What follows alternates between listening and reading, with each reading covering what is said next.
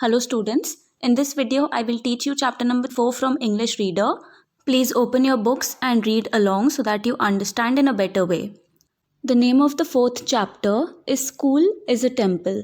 I'll start with reading the paragraph and explaining. Further you also read along so that you understand in a better way. A classroom. Students are sitting. Raju, the class monitor, notices some bits of paper lying on the floor near Manjeet. So the story is set up in a classroom where students are sitting, and the class monitor, Raju, he notices that there are a lot of bits of papers lying on the floor near Manjeet. Let's read about the conversation that happened between them. Raju, Manjeet, who has thrown these bits of paper in the class? Manjeet, I don't know, Raju. Maybe some boy has thrown these scraps. Raju, no, you are telling a lie. When I went out of the class, you were writing on a paper. I am sure these are the bits of that same paper. Manjeet, I didn't throw them here, I threw them in the dustbin. Raju, loudly, no, you threw them here, now clean the floor.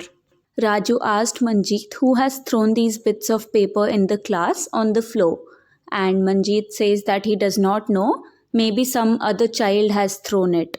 Raju says no, that he was telling a lie because when he went out of the class, that time Manjeet was the one writing on a paper.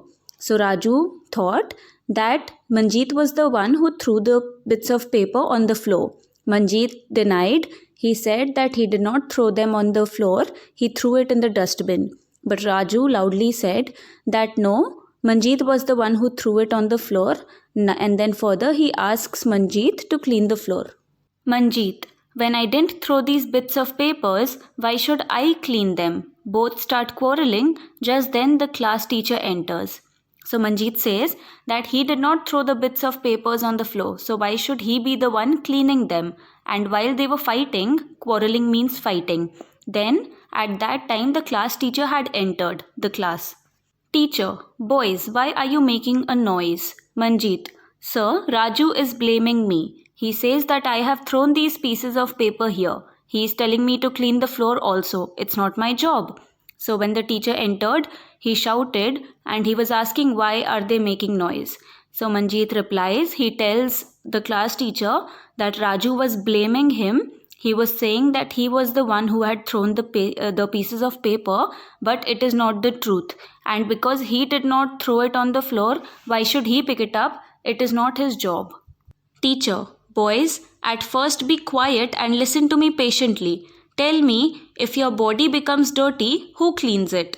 All. We do it ourselves, sir. So the teacher asks everybody to be quiet and asks everybody to listen to him patiently. He asks the children that if their body becomes dirty, then who cleans it? All the children, all together, they replied that they do it themselves. Teacher, if your room is dirty, is it only your mother's duty to clean it? Don't you clean your room? Raju, yes sir, I clean my room myself. So further, the class teacher questions that in case the students, their rooms are dirty, then who cleans it? Is it only the mother's duty? And everybody replies, actually Raju replies that he cleans his room himself. Teacher, good Raju. Neha, sir, I also sweep my room. I fetch water with my mother from a well. I help her in the kitchen also. So there's another student, Neha. She says that she helps her mother in sweeping her room. She also goes and gets water from the well with her mother, and she also helps her mother in the kitchen. Bittu, sir, I also help my father at our shop. So Bittu is another student. He tells his class teacher that he helps his father at their shop. Teacher, very good my children. So the teacher appreciates the children for their hard work and how they help their parents at home. He further says, we work at home ourselves and help our family members. There we don't think whether our household activities are our jobs or not. In the same manner, our school is also like our home. We live here together and study in a friendly atmosphere. Shouldn't we think of its cleanliness also? If we make it dirty, who'll clean it? I think we should do it ourselves. So in this paragraph, the class teacher explains the students that their classroom is just like their home and everybody should work together because they all study together in a friendly environment.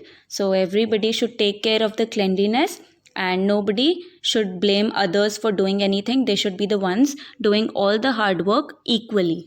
They all start arranging the tables and benches, then they wipe the doors and sweep the floor. So all the children, they start arranging the tables and the benches that are there in the classroom.